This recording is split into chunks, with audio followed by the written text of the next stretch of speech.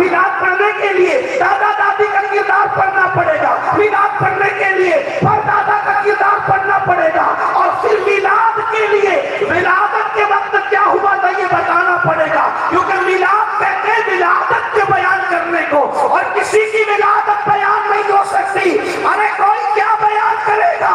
روتے ہوئے پیدا ہوا، گندگی میں پیدا ہوا، تنازع سے پیدا ہوا، بولو یہ بیان کرے گا؟ پیدا ہوا تو بے ہوش تھا، پیدا ہوا تو ناک بہ رہی تھی، پیدا ہوا تو گندگی لے کے آیا تھا، بولو کسی کا میلاد بیان ہو سکتا ہے؟ ہرگز نہیں، لیکن ایک ذات ایسی ہے، ہم سب کا آقا، ہم سب کا بابا، ہم سب کا مولا، جس کا کلمہ پڑھتے ہیں اس کا میلاد پڑھتے جاؤ اور مصیبتوں کو بھگاتے جاؤ۔ اللہ اکبر۔ زمانے میں آئے بہت آنے والے، کوئی غصہ آیا نہ وہ آنے والے، سراج منیرا لقب پانے والے، چمک تجھ سے پاتے ہیں چمکانے والے، میرا دل بھی چمکانے والے۔ اگر میلاد کے معاملے میں نبی کے ماں باپ کا کردار پڑھنا پڑے تو آئیے میں آپ کو بتاؤں، جب لوگ ننگے ہو کر کعبے کا طواف کر رہے تھے، جب لوگوں کا نام عبد الشمس تھا، عبد العزیٰ تھا، عبد مناف تھا، اس دور میں میرے نبی کے ابا جان کو دنیا عبداللہ کہہ کر کے پکارتی تھی۔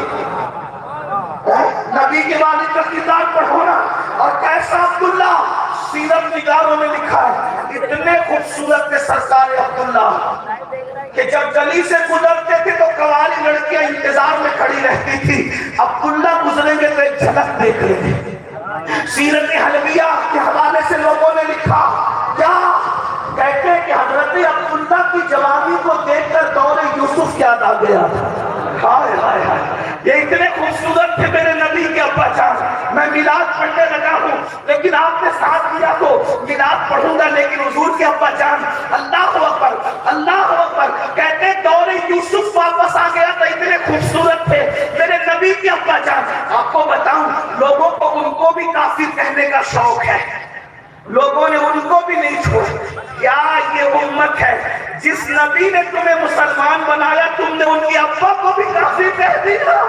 ہائے ہائے ہائے، کیا امت نے سلا دیا ہے۔ اللہ اکبر۔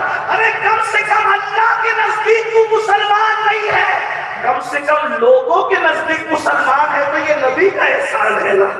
تو نے نبی کے والد محترم کو بھی سنو، یہ بڑی دکھ کی داستان ہے خاندان نبوت کے لیے۔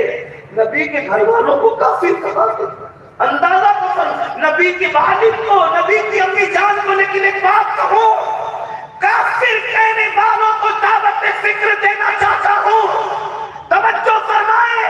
ارے کسی چور اور چچے کے گھر میں کبھی ولی پیدا نہیں ہوتا، کسی کافر کے گھر میں سید الانبیاء کیسے پیدا ہو؟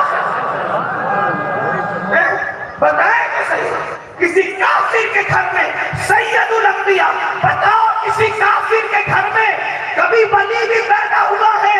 بلکہ ہم سنیوں کا عقیدہ تو یہ ہے، اگر ماں خیر ہو تو بیٹا ولی ہوتا ہے، اور باپ صالح ہو تو بیٹا ولی ہوتا ہے، لیکن بے باپ ابو صالح ہو اور ماں ام الخیر ہو تو پھر بیٹا ولی نہیں، ولیوں کا سردار ہوتا ہے۔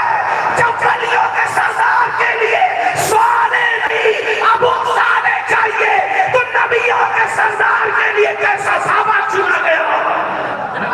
ان کا بابا کیسا ہے؟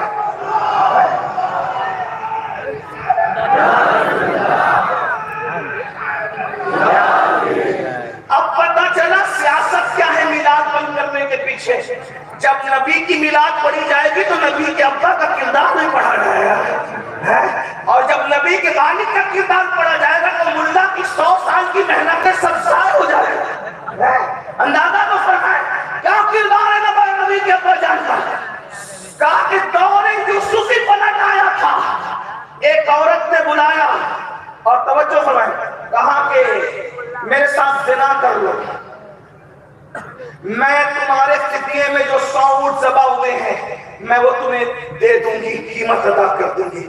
100 اونٹ اس دور کے لاکھوں روپے، 100 اونٹ بھی مل رہے، خوبصورت عورت کے ساتھ عیاشی کا موقع بھی مل رہا ہے۔